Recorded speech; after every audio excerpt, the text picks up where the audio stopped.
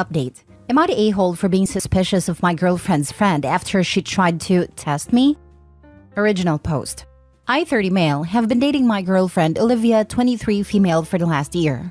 We met at a coffee shop near my office, which I used to frequent to get my morning coffee, and she worked there as a barista. I asked her out and she said yes. Things have been great so far, and I feel we are compatible in terms of what we like and want from a relationship.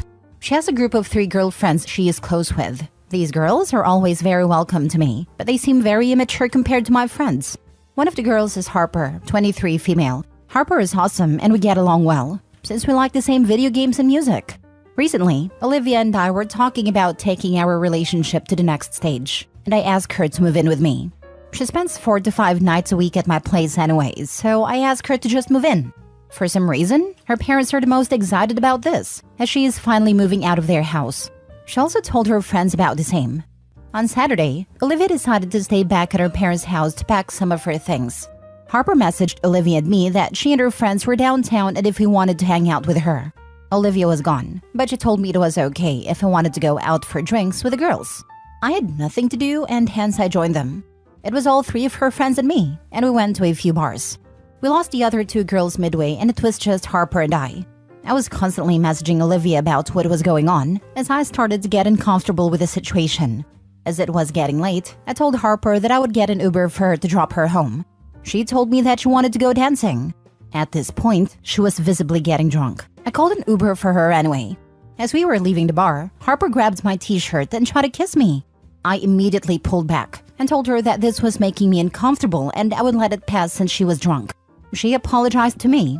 As we were waiting for Uber, she again started getting handsy and told me, "Let's go back to your place and no one needs to know."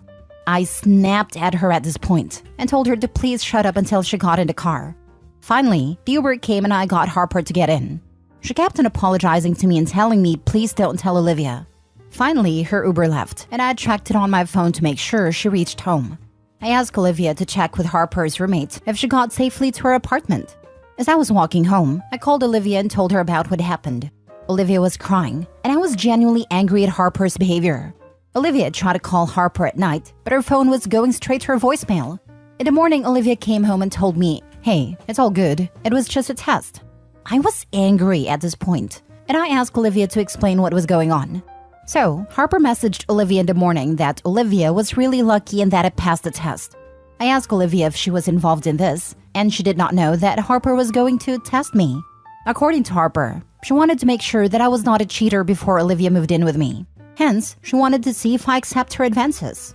I told Olivia that Harper is full of it, because she was drunk and there was no way she was thinking straight. Moreover, when I snapped at her, she apologized and told me not to tell Olivia anything. Harper's just trying to cover for her mistake and is giving a BS excuse. Olivia thinks I'm overreacting.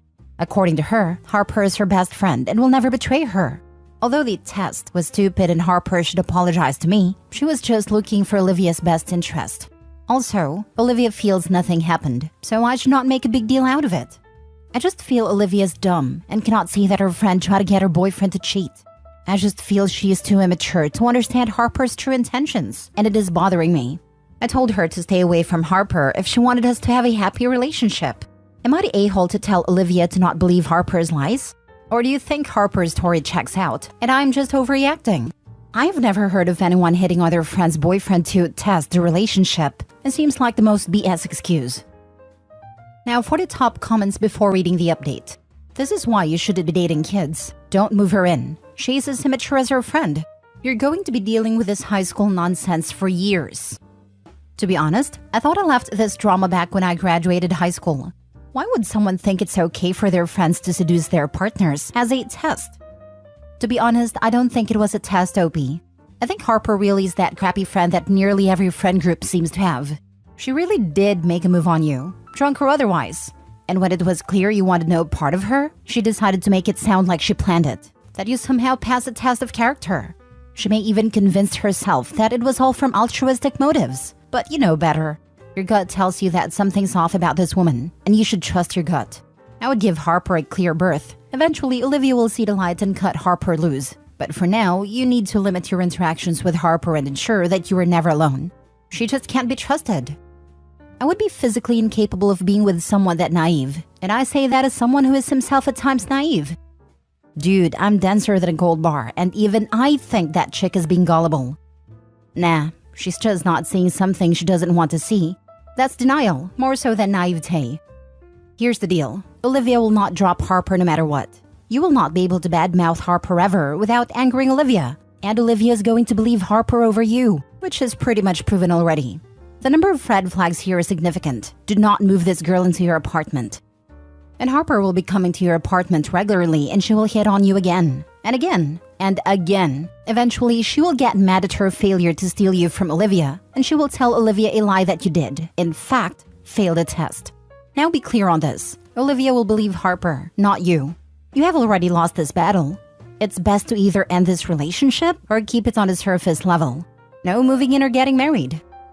Offer to test Harper and bang her, then tell Olivia that Harper failed a test. Now for the update. Tuesday regarding my girlfriend Olivia's 23 female friend Harper 23 female hitting on me last weekend and then playing it off that she was testing me if I would cheat on Olivia. Before I go to the update, let me address the issue that most of the comments were discussing. Yes, I am aware that there is a 7-year age gap between Olivia and me. It also does not help that I am a 6'4" muscular dude and she is 5'3" petite runner. I've dated girls my age, some girls slightly older than me and Olivia. I do not think maturity is a function of age, and I have dated girls my age who are more childish than Olivia. Out of all my relationships, I've been happiest in the last year with Olivia. She is not as academically gifted as I am, but she is ambitious and driven. She's a long-distance runner, runs 2 to 3 marathons per year, and is finishing her fitness training certifications.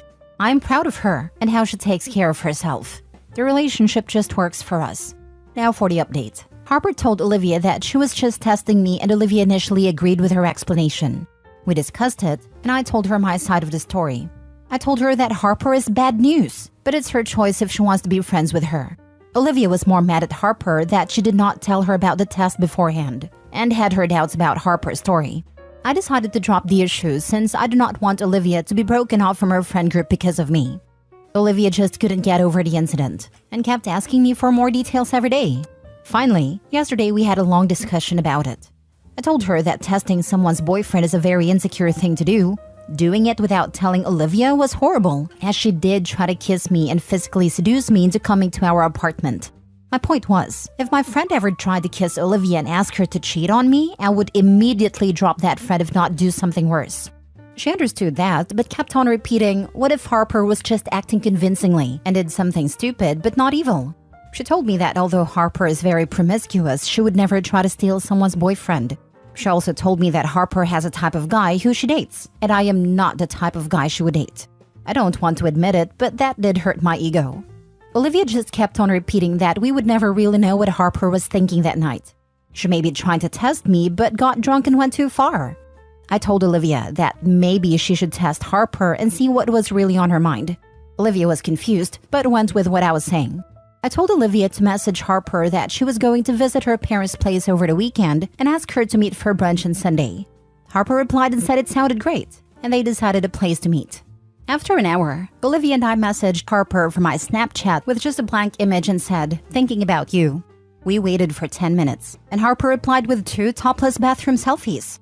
Olivia was beyond mad at this point, but I told her to wait and see what happens next. Harper then replied saying, "Hey, Olivia's gone for the weekend.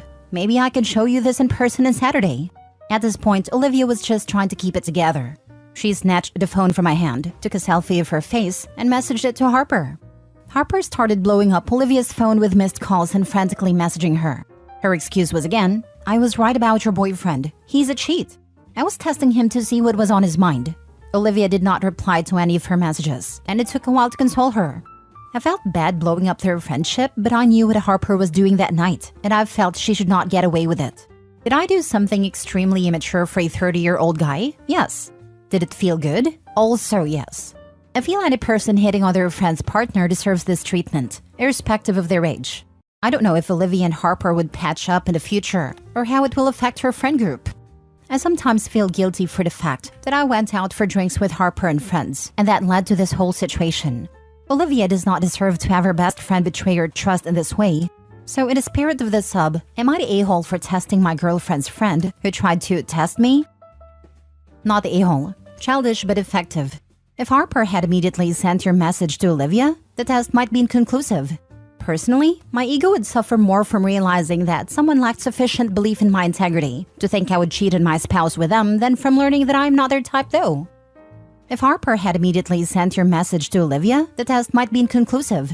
I don't believe so, because even if she had sent it to Olivia, she still sent topless selfies, which in my opinion is pretty conclusive in and of itself.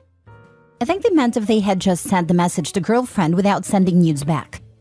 Not the a-hole. While I'm usually against testing, I think that given their past friendship, it was the only way to get your girlfriend to truly understand what the real Harper was like.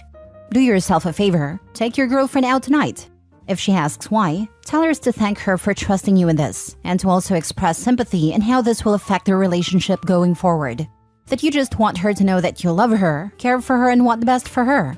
And while you're busy making those plans, don't forget to make plans for next Wednesday too. It's the old case of turnabout is fair play. Not the a-hole. Olivia should reply to Harper once and say something about, you may have been testing my boyfriend, which you have no right to do, but I was testing you, and you failed miserably as a friend. But that may not go over well. The petty in me.